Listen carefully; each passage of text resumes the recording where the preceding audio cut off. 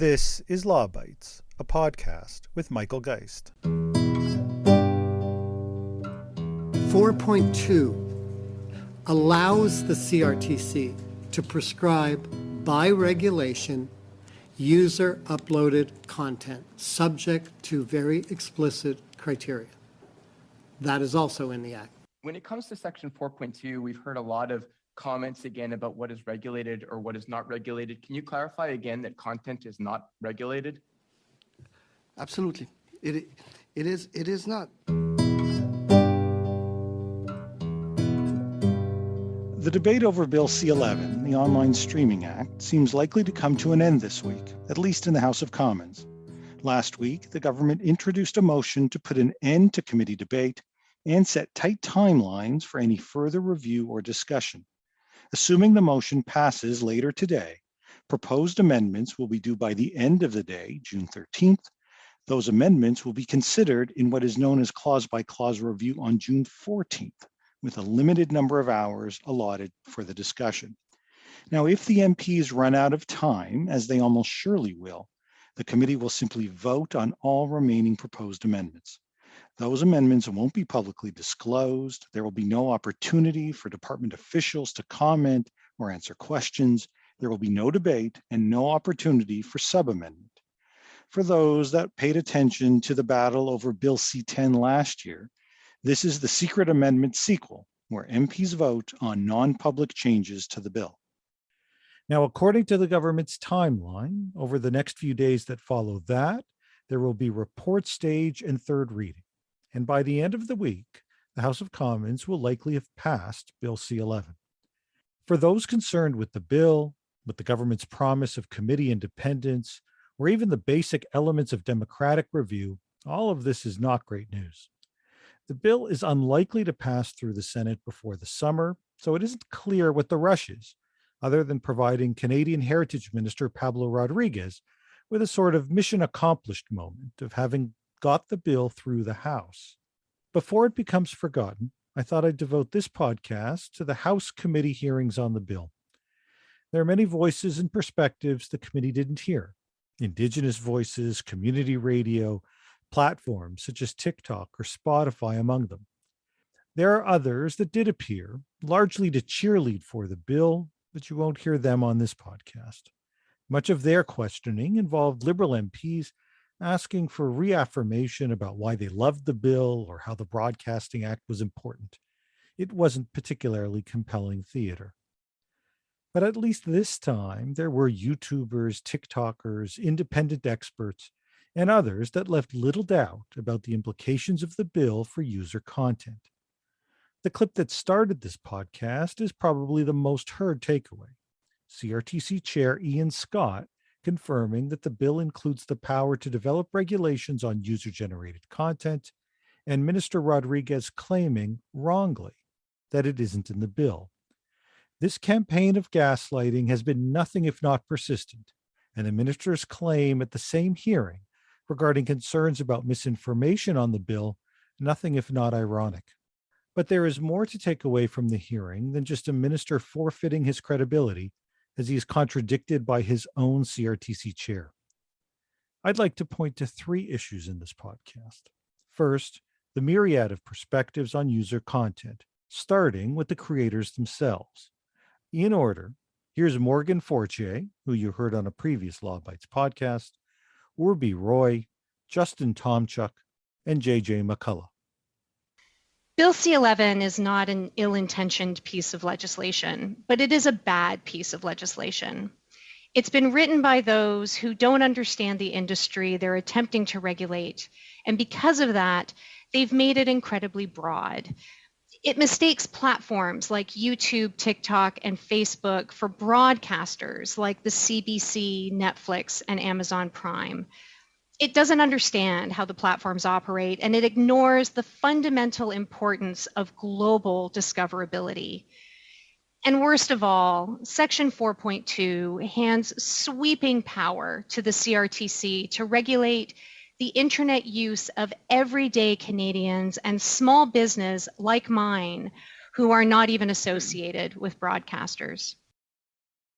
Ms. Roy, it's been made clear by the chair of the CRTC, Mr. Scott, that user-generated content is in fact that it can be regulated. The CRTC does have the power to do so. Now, of course, they're trying to assure us that they are not going to, but nevertheless, the provision is there. What does that do to you? It's like cutting off my arms and trying to skateboard. It's just going to make things a little bit harder. Although it is possible, it's just going to make things a little bit harder. I think once people try to interfere with me telling my story, I get silenced. And I'm talking based on decades of experience. I know what it looks like to get silenced, and this is what's happening. You cannot regulate the open internet. It just seems so shocking to me. And that's what's going to happen. And I don't see many faces. I don't see many faces on the CRTC that look like me. So I don't have any faith. Help me understand that last comment you made. You don't see many faces that look like you. What do you mean? Well, here today, and also on the CRTC. I mean, I looked at the panel, and I looked at the people on the panel, and I just don't think that there are a lot of people that look like me, and I just don't think that my views are going to be represented. I mean, people can stand here and talk about people of color, but I'm actually a person of color saying I don't feel that that regulation is going to work in my favor, and that's based on a lot of experience. Our channels have highlighted Canadian products for the world to see and purchase. Unfortunately, Bill C-11 will make that more difficult and potentially destroy our visibility internationally. Bill C-11 implies vague changes to these platforms to prioritize Canadian content to Canadians, but it would in turn deprioritize Canadian content to an international audience. The social media platforms cannot allow Canadian content to enjoy heightened exposure to Canadians without detracting exposure internationally, as it creates an uneven playing field on the platform. Less Canadian content would be shown globally as a result. Secondly, the recommendation algorithms consider whether or not a viewer stays to watch the content and for how long. Forcing Canadians to watch CanCon content through recommendations will result in lower audience retention, as the recommendations would no longer be based on their interests. This further deranks a video's standing and damages visibility, and thus, this bill would hurt the exact content that it's trying to promote. Much of the debate around Bill C-11 has centered on so-called user-generated content, which is often implied to mean frivolous social media posts. But Section 4.2 states that government is interested in regulating content that, quote, generates revenues, which describes the sort of videos professional YouTubers create. Regardless, it is important to understand that it is simply impossible to regulate a platform like YouTube without also regulating creator content. It's like promising not to regulate books while regulating what can be sold in bookstores. Associations and companies also spoke out on the issue.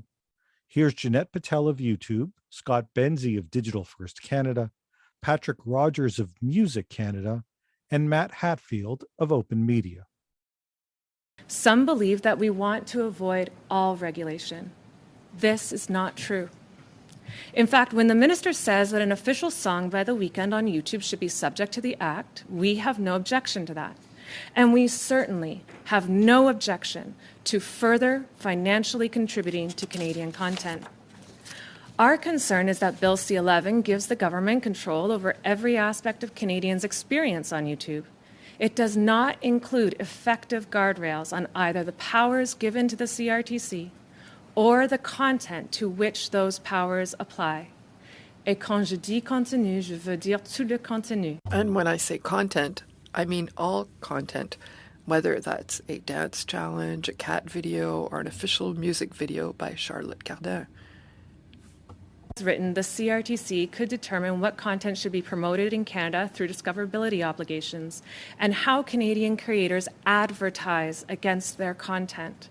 This approach puts the regulator between viewers and creators, handing the CRTC the power to decide who wins and who loses. Bill C-11 could deeply hurt Canadian creators and viewers. For viewers who rely on us to serve them content that is relevant to their interests, artificially forcing an open platform like YouTube to recommend content based on government priorities would backfire. It imposes supply-side measures onto a demand-based technology and ignores two critical features of today's digital reality. First, Canadians have infinite choice. If the government mandates that they be recommended content that is not personally relevant, they will simply abandon the video or even give it a thumbs down. And the second is that these behaviors train our systems, and that's where the risk to creators comes in. The system learns that this content is not relevant or engaging for viewers, and then it applies those lessons on a global scale. It means that ultimately creators boosted in Canada as CanCon could be demoted in search results around the world, and that is a terrifying prospect for Canadian creators who depend on international audiences for over 90% of their watch time. Turning to the bill, we support the bill as the minister describes it. We agree when he says the CRTC should not regulate the algorithms of online services or user-generated content. We hope the committee will clarify the bill text to clearly reflect the minister's intent. The committee has now heard about the CRTC's potential to reach into algorithms and to regulate user-generated content. That wiggle room in the bill compared to the minister's certainties was at first confusing. But following the outgoing chair of the CRTC's testimony here, that wiggle room is concerning. This can be fixed by honing the language of the bill to reflect the minister's stated intent.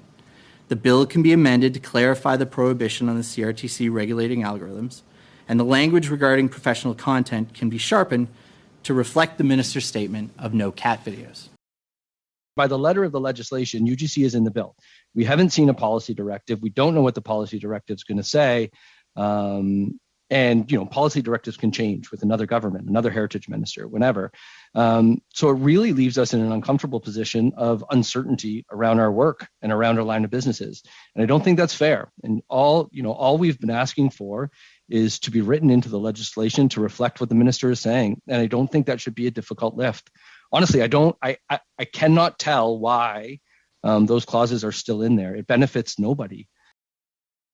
I think that Canadians ultimately want something that expands their choice, not that limits their choice. And the kind of really heavy-handed provisions that certainly in C-10 and to a degree in C-11 as well are still here are about limiting people's choices, are about manipulating the options that people get. As I said in my opening remarks, we would never, ever consider a situation where the Canadian government would go to Canadian bookstores and say, like, we've thought about what Canadians need, and these are the types of titles we want you to put in your front window. And yet, through the discoverability requirements that we have in this legislation, that seems to be what we're doing through this legislation. It's inappropriate. It's an overreach. And so if we're supporting Canadian content, it needs to be in ways that are actually respectful of and responsive to what people in Canada actually want. Finally, a couple clips on the legal certainties and uncertainties. I'll start with my own opening on why the legal provisions cover user content and include a long exchange between Minister Rodriguez and Conservative MP Rachel Thomas, in which Rodriguez repeatedly refuses to address the question of revenue thresholds for determining what constitutes commercial content. When Minister Rodriguez introduced this bill, he stated, "We listened to the concerns around social media and we fixed it." With respect, many of the concerns remain intact. While the Section 4.1 exception for user content was reinstated, the addition of Section 4.1 sub 2 and 4.2, which together provide for the prospect of CRTC regulations on user content, were added. The bottom line is that user content is treated as a program, and the CRTC is empowered to create regulations applicable to programs that are uploaded to social media services. Non-commercial user-generated content may be out, but user content that generates even indirect revenue is subject to potential inclusion within the regulations. As you just heard, you don't need to take my word for it. As you know, when asked at this committee last week about whether the bill included the potential for regulating user content, CRTC Chair Ian Scott acknowledged that as constructed, there is a provision that would allow us to do it as required. Now, you may ask why any of this matters. Bill C-11 permits the creation of regulations on the presentation of programs to the public. And since it treats all audiovisual content anywhere in the world as a program, the potential regulatory scope is vast. Those regulations identify but aren't limited to discoverability. Minister, you keep using the term, quote, commercial content. Is that in the bill? Commercial content? Yes, commercial content. It's what we're trying to define to see if it's replacing or not things that you see. So elsewhere. commercial content is a legal term used in the bill? It's a term used in the bill, yes. Okay, and how do you define commercial content? Well, we said we're giving guidance to the CRTC based on if the revenues based, if you find this elsewhere, and the unique number. So it's not one of the three. We're giving this to the CRTC, and they have to take those three in consideration when they draft the regulations. Okay, and what is that revenue that you're looking for in order There's no to know whether threshold. or not There's it's no- going to be there's- regulated? There's not a number. It has There's no nothing to number? do- No. So who will determine that It number? has nothing to do with a number. No. It's not determination of a Minister, number. you just said that it was based on revenue, whether or not it was commercial Yes, content. but well, if so what there's- is that if revenue there's number? revenues, the CRTC will take those three criteria. They will draft the regulations Mm-hmm. that will take in consideration the three elements. So what's that revenue cutoff? There's no revenue cutoff. You know that.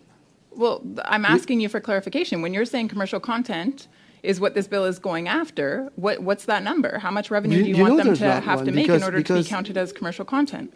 Because those are direction criteria giving to the CRTC to draft the regulations. So it's up to the CRTC to determine that monetary amount. They're not there to determine a specific They were not going to determine a specific amount. And again, even if an online creator would make a lot of money with it, if it's not used as a substitute or you don't find it on Spotify, it has nothing to do.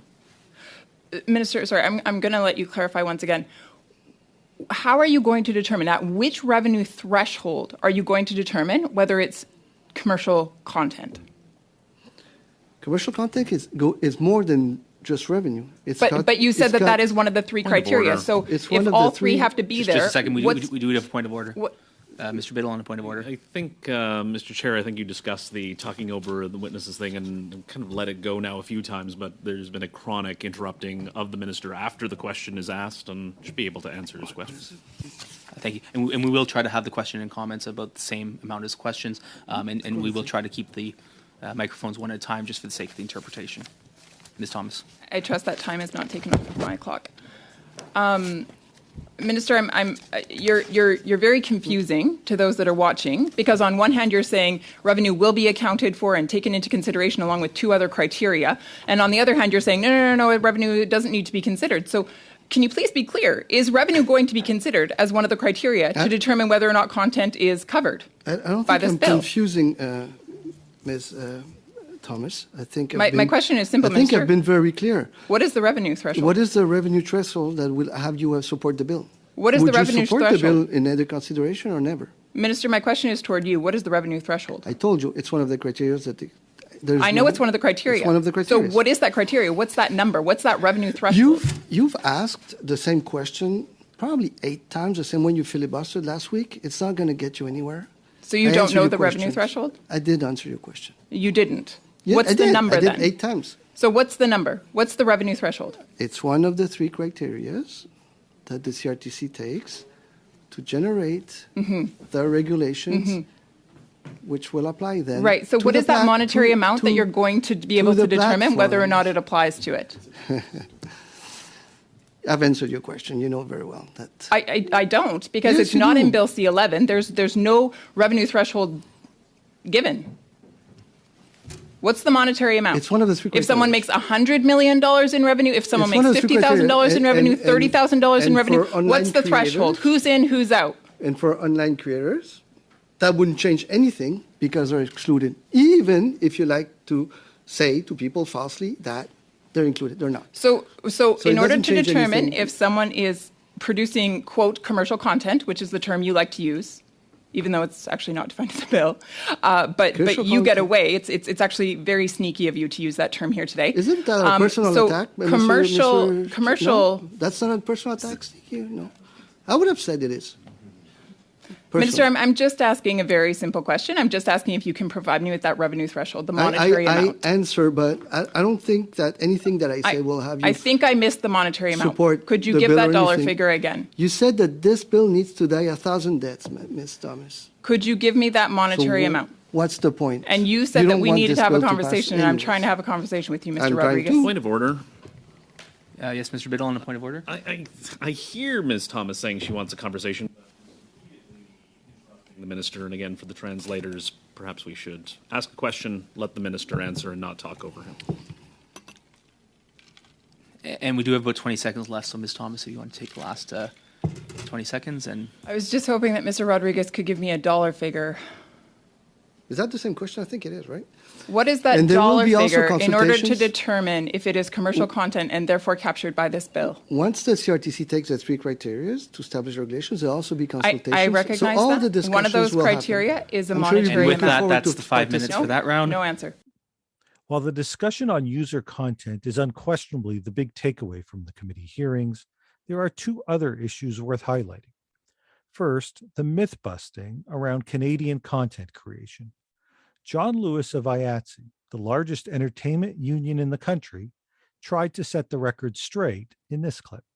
The IA is the largest union in the entertainment industry, representing 32,000 Canadian creatives and technicians across film, television, and live performance, with another 10,000 creatives working under our agreements as they learn and acquire the skills and certifications necessary for membership. IA members are highly skilled cinematographers, costume designers, aerial riggers, makeup artists, hairstylists, sound set decorators, scenic artists, and more, all working behind the scenes. In a word, we are the crew. And I first want to state that the IATSE supports the federal government's efforts to modernize the Broadcasting Act through Bill C-11. We are also pleased that Minister Rodriguez wants to re-examine what should qualify as a Canadian production. So what does make a film or TV production Canadian? Despite what you regularly hear, CanCon is not necessarily about telling Canadian stories. What's happening is that due to dwindling revenues, Canadian media companies are receiving less money from domestic broadcasters. They therefore like to create more funding by having government require global studios and streamers to, quote, stop the free ride, quote, and kick in to fund CanCon productions.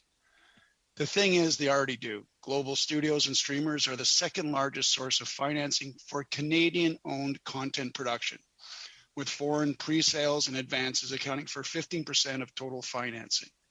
And by comparison, the Canadian Media Fund accounts for 10% and Telefilm accounts for 1%.